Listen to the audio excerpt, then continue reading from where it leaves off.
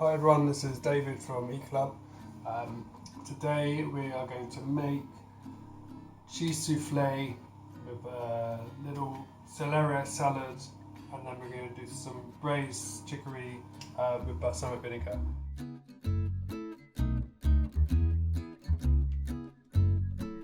Main part of this dish is, however, the souffle. It's leading up to Christmas right now. I'm going to use Stilton cheese, which is traditional British cheese that is quite often eaten around Christmas in England, in the UK. And I'm going to add that with eggs and turn it into this fluffy thing called a souffle. Souffle in French means breath, I believe. So it's a really light, airy dish to eat, and if you do it right, it's delicious. It is a kind of badge of honour in cooking to be able to make a souffle. If you can do it well, it's like a crowd pleaser, it's quite impressive. I think, and this might go terribly wrong today, that it's not the hardest thing to do. I think to do it really perfectly, it can be quite tricky, but essentially I think anyone can give it a go. And follow the steps and it should be a success, fingers crossed. Right, cool. So the ingredients for the souffle are cheese, Stilton cheese, which is a blue cheese, which is here. I've got about 200 grams of that. I have 4 egg whites, 4 egg yolks. I also have this in here. It's a bechamel sauce, a white sauce, which I made in a skills video just before. That is essentially butter, flour and milk that you gradually cook out to make a milk sauce that's been thickened by adding the flour. And this sauce here creates the kind of body of the souffle. You add the cheese into here, and that makes it consistency of binding everything together. And then you add the egg whites in to make it into an airy consistency. You add the egg yolks in to make it richer, and then you bake it in the oven. One thing to do when you start this is to turn your oven on to 180 degrees. And the other thing to do is to get a dish to prepare your souffle in. You can use either individual ramekins, which is quite good if you're doing a dinner party with more than 2 people. In this instance, I haven't got any ramekins, so I've just used a bowl, which is oven proof. And I've rubbed butter around the inside of it at any point where the souffle is going to be touching, because I don't want it to stick to the sides and then get sort of not be able to rise. I've also chilled this butter, which is quite a nice way of doing it, and then kind of make sure it gives a good coating. Right, cool. So, white sauce. As I say, it was made earlier. You can follow the skills video from earlier, but this sauce, which can be used in different situations, is going to be used for the cheese souffle. So I want to stir in the Stilton here, get that melted, and then I'm going to enrich it with the egg yolks. There's a bay leaf in here from earlier, which I'm going to remove. The flavour of that will have gone nicely into the mixture, so that's done.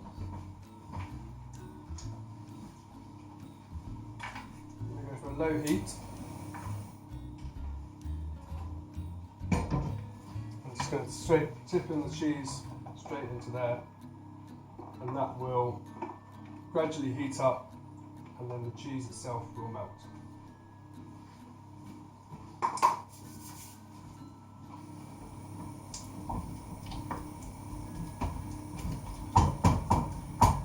So you just want to keep an eye on that, or an ear out for it.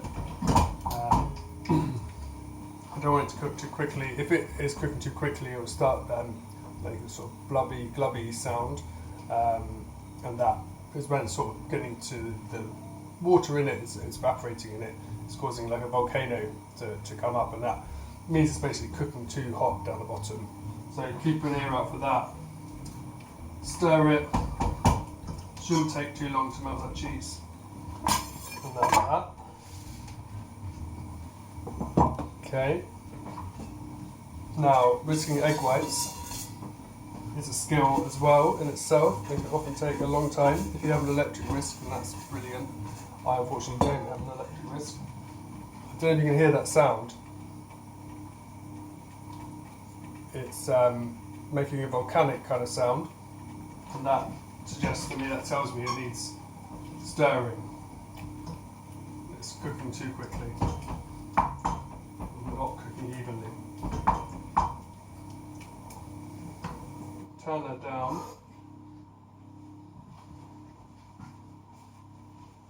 Move on to the egg whites. So, crucial thing with egg whites when you're whisking them is to have a really clean bowl and to make sure that there's no egg yolk in the egg whites or any other bits of grease, essentially, basically, which will stop the egg whites from forming into the sort of consistency you want to get them to. So make sure your bowl is clean. Make sure that when you've separated your eggs, you haven't got any yolk in the whites and you don't have any shell either. Tip them into the bowl. At this stage I like to just put a pinch of salt in. I don't know if it's superstitious, but I think that can help the formation of the egg whites. Great, so bear with me, this might take a little while, but we're basically going to whisk, whisk, whisk. I've only got a balloon whisk, a hand whisk, but you just keep going, and what I want to do is hit the side of the dish and bring it back, and I want to try and fold in or beat in as much air as possible.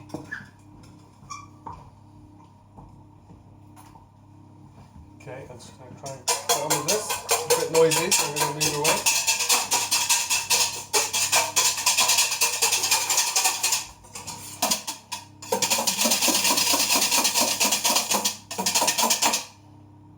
Cool. So look, it's beaten, the air's gone in, they've multiplied the size by like 6 to 8 times. That's because there's loads of air inside, and that will create a nice cushion, souffle air for our sauce to be lifted up by. Okay, so that is now melted. I want to move quite quickly at this stage because I don't want my egg whites to collapse. Okay, egg yolk's going in. That just enriches it.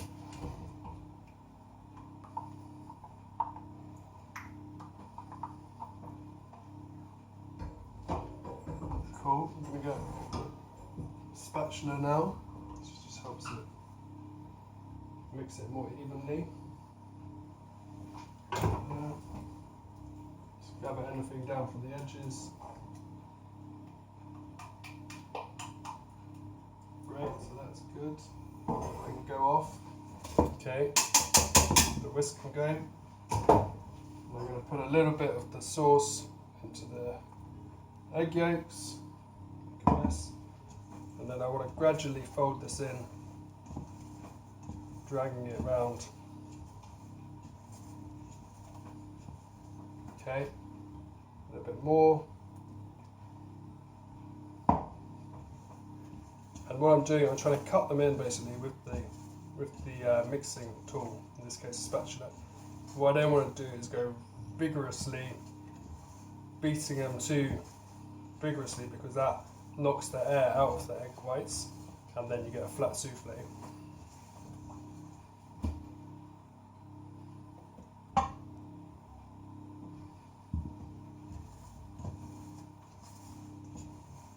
So I can still see quite a lot of air in here, which is really nice.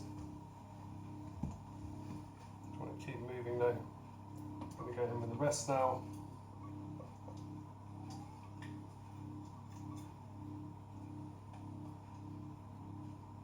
So that's a really rich base of the souffle to add to the egg whites, which, as I keep saying, are going to lift it up.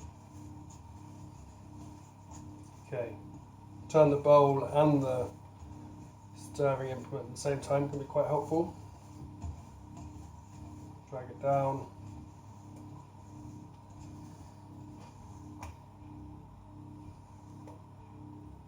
Make sure there's no lumps of egg whites left. Okay, and now it's going to go into this bowl.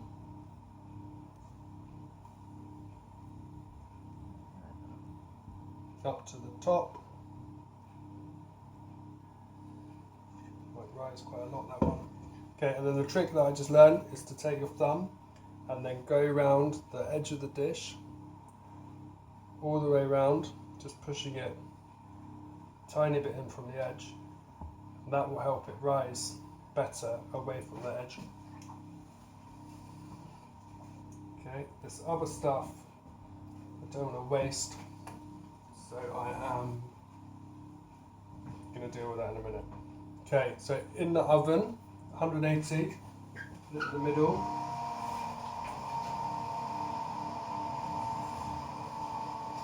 Oven door shut, and I don't want to open the door until that's finished cooking. Okay, this other stuff I'm going to leave aside, and I think I'm going to use that tomorrow to make an omelette or something.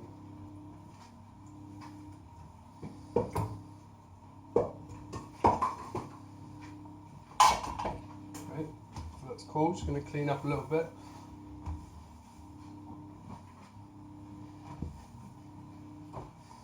Cool, okay, that was probably the hard bit, although we'll wait to see how it comes out, which will be the proof in the pudding. Next job's going to show you how to make the dressing for celeriac. Then I'm going to braise the chicory, chop up some spring onion, going to dress that as well, and then hopefully by that point, 15 minutes, maybe, the souffle will be ready. If not, we'll take a picture at the end and share that. Okay, so this is some celeriac that I prepared earlier on another skills video. You can watch that if you like. And that's been put under water with some vinegar, or in this case a lemon, which stops it from going brown. So I want to drain that to get rid of any liquid, any water. Water doesn't have any flavour. So generally in cooking, you don't really want much water because you want flavour, not water.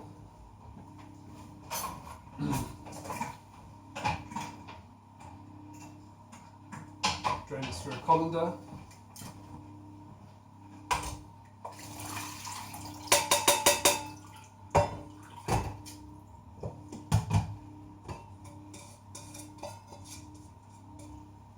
While it's just dripping through the colander, I'm going to use the bowl, same bowl, to save washing up, to make the dressing.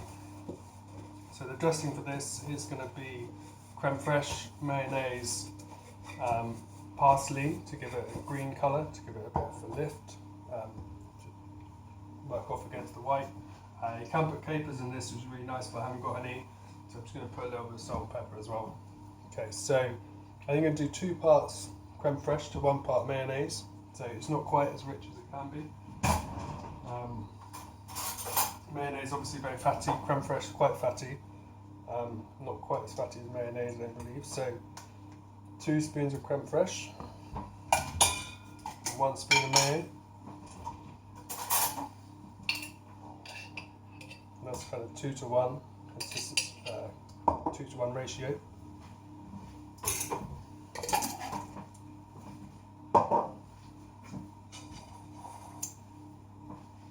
No salt actually, well actually a little bit of salt. There's salt in the mayonnaise, ready-made mayonnaise, but it's got to carry quite a lot of celeriac, so we can do a couple of sprinkles of that, some pepper as well. And pepper really just balances well with the pepperiness of the celeriac itself.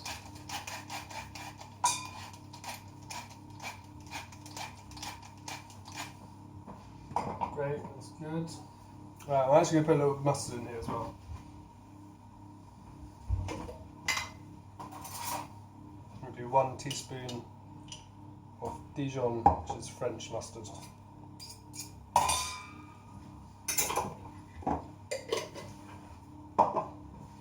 Okay, mix this together.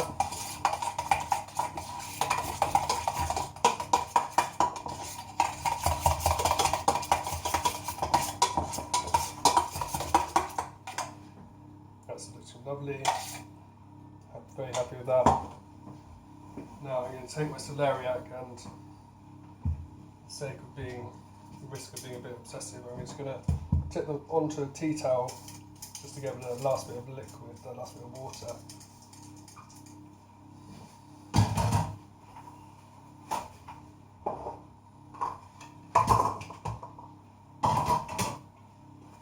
And I'm going to take some kitchen tea towel and just dab them a little bit, move them around.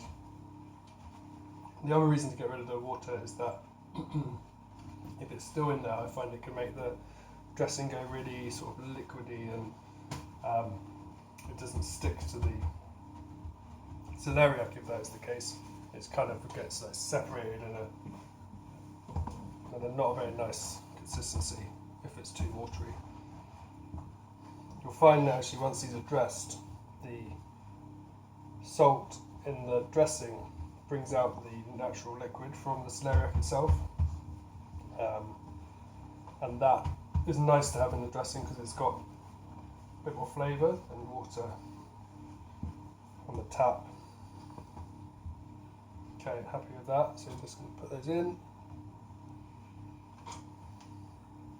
We're going to put half in, then mix it, and then the next half, it just makes the mixing process a bit easier.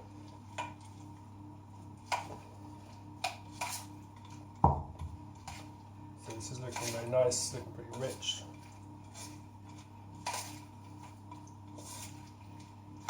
And we cut these really thin, so it really makes a difference. It's really nice. Okay, that's half, and the other half.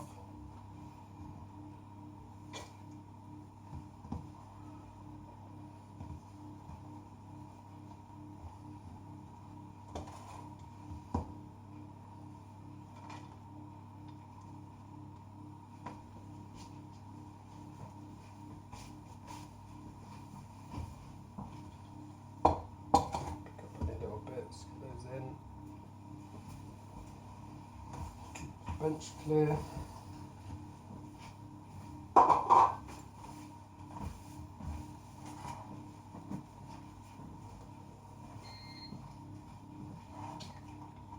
Okay, stir those in as well.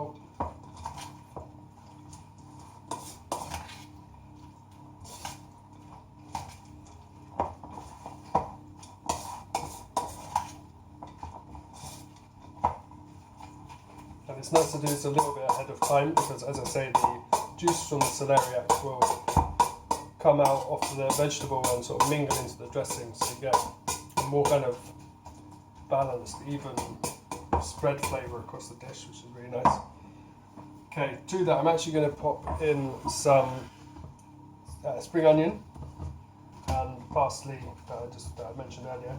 The spring onion flavour just gives it a rounder flavour because it's quite peppery. I think having a rounder note to it is also quite nice.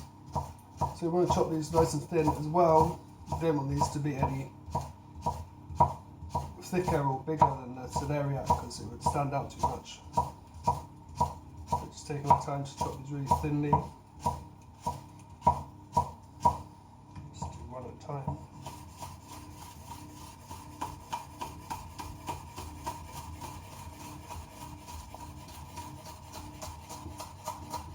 I had three, two big, one small, and I'm just going to do one big and the little one as well, so I don't want to overwhelm the other part of the dish. Just think about how flavours balance there. Okay, at this stage I'm also going to chop the parsley in the process of chopping. Bunch that up.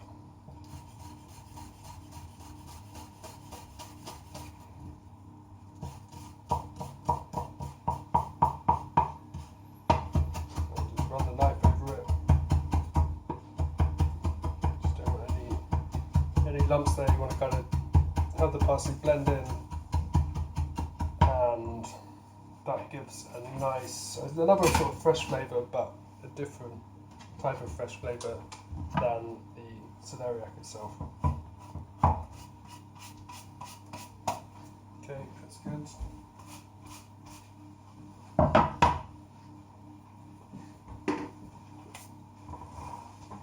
Okay, I'm going to stir that in.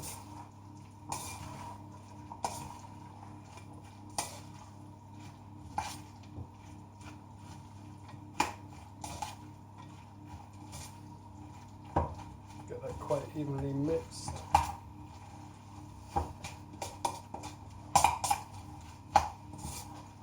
Okay, that's okay for now because we'll stir it again towards the end. Clean one there. I'm going to put this in the fridge because I think it's nice served cold.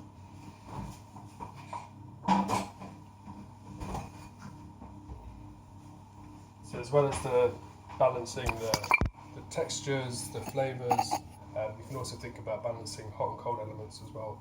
Hot souffle, cold celeriac, and then we're also going to have the chicory, which will be warm also. Okay, chicory, put a pan on, a little bit of olive oil, salt, pepper on the chicory, braise it quite quickly, and then I'm going to pour a little bit of vinegar over it just to it will evaporate and it should coat the cook's chicory in a sort of glaze, I suppose. So that's the idea. So this goes quite a hot flame. And I'll let the heat up and then I'm going to put in the oil once it's hot.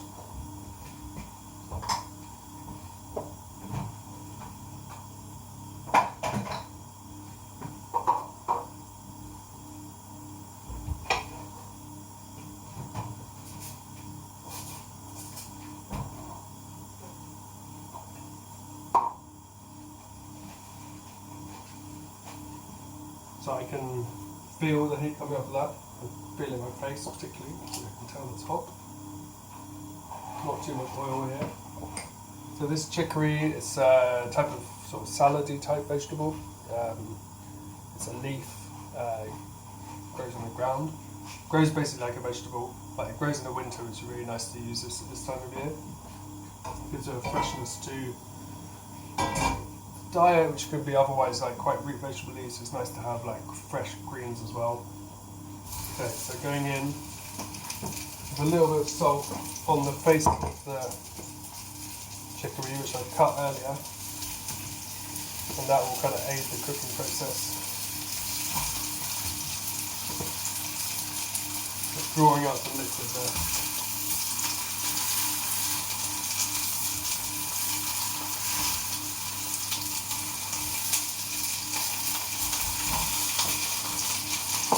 Just listen to it cook as well. You'll be able to hear it when it changes tone because the water is evaporating. So keep an ear out for that.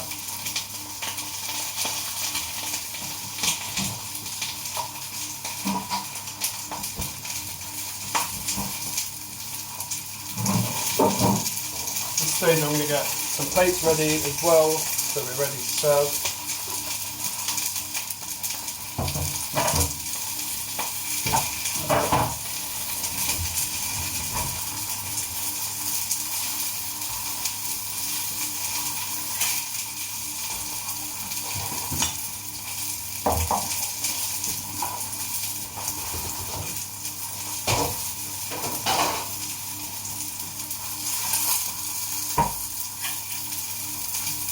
So I can hear that slightly changed tone the way it's cooking, so I'm going to have a look on the meat. Smell it as well.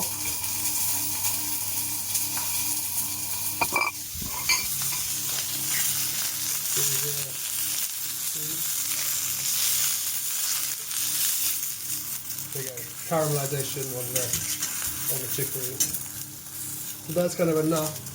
That would just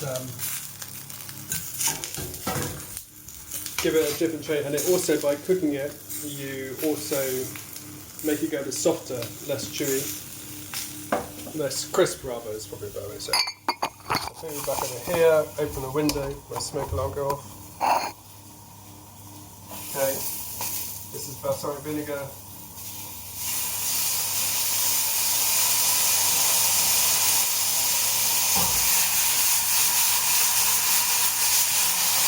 Great, that's it. Flame off. You can hear the vinegar evaporating, and when vinegar evaporates it goes sweet, or less vinegary at least, and it should be kind of fusing with the flavours of the caramelised chicory to create a nice bitter sweet element to the dish. So in this dish we've got like a rich cheesy part of the souffle. We have a nutty, peppery, crisp salad in the celeriac, and then we have a bittersweet element with the chicory. Thought about different temperatures. That is interesting to vary. Some colours with green and adding those green elements in. And then it's also quite a seasonal thing as well, both in terms of like culturally with the commodity Stilton and Crispus, but then also like kind of these ingredients, the fresh ingredients are ones that are around at the moment. Okay. So pleased to say my souffle is on the rise. Have a look. Don't know if you can see that. Can't. There we go. You can see it's risen above. I think it's going to be another 5 or 7 minutes. So I'm going to end the video at this point, and then I'm going to share some photographs later on. Okay, well thanks for watching. See you again. Bye bye.